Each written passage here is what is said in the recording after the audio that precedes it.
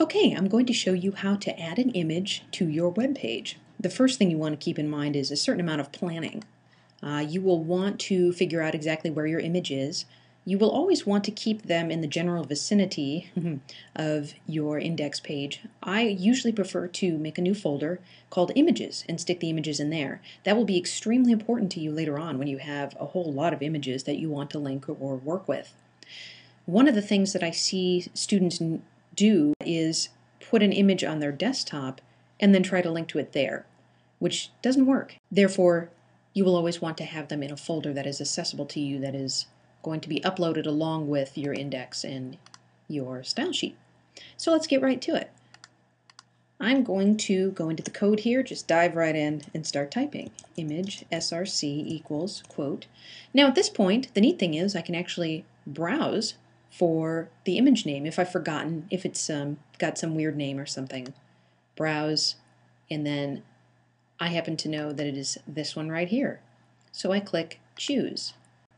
Now if I had it in an images folder, I would type in images / because basically the HTML file is referencing from where it is, and then a folder / in this case the file name. However, since I just had it sitting right there in the same folder as the HTML file, I don't have to add that.